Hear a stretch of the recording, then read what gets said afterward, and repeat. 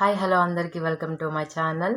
ఈరోజు నేను చూపించబోయే recipe egg puff. Egg puff అనగానే అందరూ బేకరీకి వెళ్ళాల్సిన అవసరం లేదు. ఇంట్లో ఇలా ఈజీగా చేసుకోవచ్చు. సేమ్ బేకరీ టేస్టే ఉంటుంది.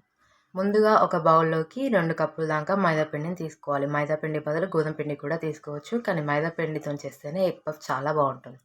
ఇప్పుడు ఇందులోకి 1 స్పూన్ దాకా సాల్ట్, అలాగే 2 స్పూన్ల దాకా ఆయిల్ వేసి బాగా కలిపేయండి.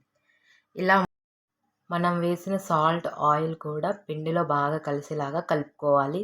ఇప్పుడు ఇందులోకి కొన్నిగా వాటర్ పోసుకుంటూ గట్టి ముద్దలాగా కలుపుకోవాలి. లూజ్గా అస్సలు కలుపుకోకూడదు. వీడియోలో చూపిస్తున్న విధంగా పిండి అనేది ఇలా ఉండాలి. ఇప్పుడు దీన్ని 5 మినిట్స్ మూత పెట్టి పక్కన పెట్టుకోండి.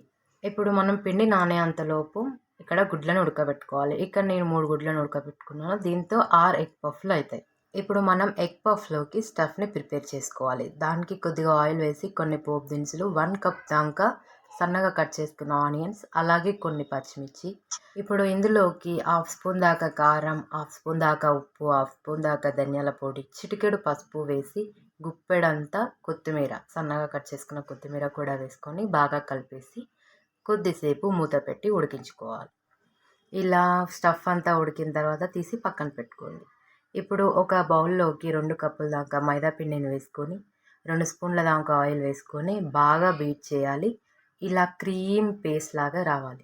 ఇలా అన్నీ రెడీ చేసుకొని అన్నీ ఒక దగ్గర పెట్టుకోండి. ఇప్పుడు మనం ముందుగా కలుపుకున్న పిండి ముద్దని మళ్ళీ ఒకసారి బాగా కలుపుకోవాలి. ఇప్పుడు ఎగ్ పఫ్ కోసం షీట్లను ప్రిపేర్ చేసుకోవాలి. అందుకు ముందుగా చపాతీ ముద్దలాగా తాల్చుకోవాలి. చూసారు కదా, వీడియోలో చూపిస్తున్న విధంగా ఇంత లావుగా ఒక ముద్దను తీసుకొని ఇలా పొడిపిండి చల్లుకుంటూ వీలైనంత పెద్దగా పల్చగా తాల్చుకోవాలి. ఇలా మధ్యలో పొడిపిండి చల్లుకుంటూ తాల్చుకోండి. ఇలా 5 కానీ 6 చపాతీలాగా తాల్చుకోవాలి. అన్నీ ఒకేలాగా తాల్చుకోవాలి. అన్నీ ఒకే సైజులో ఉండాలి. నేనైతే ఇక్కడ 6 చపాతీలాగా తాల్చుకున్నాను. ఎందుకంటే ఎగ్ పఫ్ అనేది లేయర్గా రావాలి కాబట్టి నేను ఇక్కడ 6 చేసుకున్నాను. ఇలా ఒక షీట్ని తీసుకొని మనం ముందుగా కలిపి పెట్టుకున్న మైదాపిండి పేస్ట్ని అంతటా కూడా అప్లై చేసుకోవాలి. ఇలా అప్లై చేసుకున్న దాని మీద ఇంకో షీట్ వేసి అన్ని షీట్లు కూడా ఇలాగే మైదాపిండి పేస్ట్తో అప్లై చేసుకోవాలి. ఇలా వీడియోలో చూపిస్తున్న విధంగా చేయండి. మైదాపిండి పేస్ట్ అనేది కొంచెం కూడా గ్యాప్ లేకుండా అంతటా కూడా అప్లై చేయండి. ఇలా అన్ని షీట్లను వేసుకున్న తర్వాత ఇలా సైడ్కి కట్ చేసుకోవాలి స్క్వేర్ షేప్లో.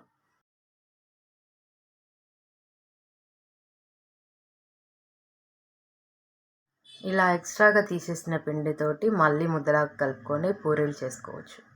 ఇప్పుడు నేను ఇక్కడ 6 బాక్సులు తీసుకుంటున్నాను. ఇక్కడ 6 స్క్వేర్ షీట్లను తీసుకున్నాను. ఇప్పుడు ఈ షీట్లన్నిటిని కూడా తీసి పక్కన పెట్టుకోండి. ఇప్పుడు ముందుగా ఒక షీట్ని తీసుకొని పొడిపిండి చల్లుకుంటూ జస్ట్ లైట్గా అటు ఇటు ప్రెస్ చేయండి ఇలా. ఇప్పుడు మన ఎగ్ పఫ్ షీట్ రెడీ అయింది. ఇప్పుడు మనం ముందుగా ప్రిపేర్ చేసుకున్న స్టఫ్ ఉంది కదా, దాన్ని కొంచెంగా వేసి ఎగ్ని ఇలా సగంలో కట్ చేసుకొని హాఫ్ ఎగ్ని ఇలా పెట్టుకోండి. ఇప్పుడు 1 లేయర్ మాత్రమే ఇలా ఫోల్డ్ చేసుకోవాలి. ఎందుకంటే మనం ఆయిల్లో వేస్తాం కాబట్టి స్టఫ్ అనేది బయటికి వెళ్ళకుండా ఇలా ఫస్ట్ లేయర్ని ఇలా కవర్ చేయాలి. ఇలా వీడియోలో చూపిస్తున్న విధంగా చేయండి. ఈజీగా వస్తుంది. లేయర్ అనేది ఏం అతుక్కోదు. ఇలా ఒక లేయర్ చేసిన తర్వాత మిగతా లేయర్స్ అన్నీ కూడా ఇలా పెట్టేయండి. ఇదే విధంగా మనం 6 ఎగ్ పఫ్ని ప్రిపేర్ చేసుకోవాలి. ఇలా అన్నీ ప్రిపేర్ చేసుకొని కూడా పక్కన పెట్టుకోండి. ఇప్పుడు ఒక ప్యాన్లో ఆయిల్ వేసుకొని మరీ హీట్ అవ్వకుండా మీడియంగా హీట్ అయిన తర్వాత ఈ ఎగ్ పఫ్లని వేసేయండి.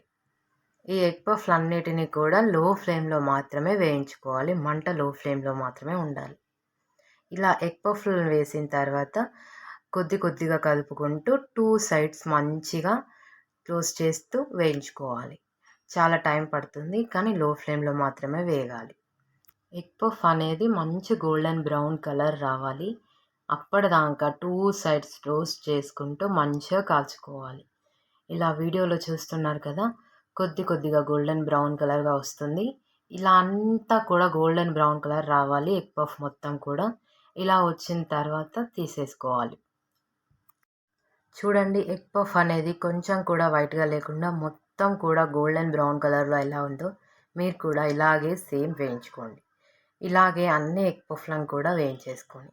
చూసారు కదండి వీడియో ఎంత సింపుల్గా టేస్టీగా ఉండే ఎగ్ పఫ్ వీడియో ఎలా ఉంది. మీకు కూడా నచ్చితే మీరు కూడా ఖచ్చితంగా ట్రై చేయండి. మీరు నా వీడియోని ఫస్ట్ టైం కనుక చూస్తున్నట్టయితే సబ్స్క్రైబ్ చేయండి. వీడియో నచ్చితే ఖచ్చితంగా లైక్ చేయండి. పక్కనే ఉన్న బెల్ ఐకాన్ని కూడా క్లిక్ చేయండి. అప్పుడే నేను ఏ వీడియో పెట్టినా మీకు నోటిఫికేషన్గా వస్తుంది. వీడియో ఇంతవరకు చూసినందుకు చాలా థ్యాంక్స్. మళ్ళీ ఇంకో రెసిపీతోనే మీ ముందుకు వస్తాను.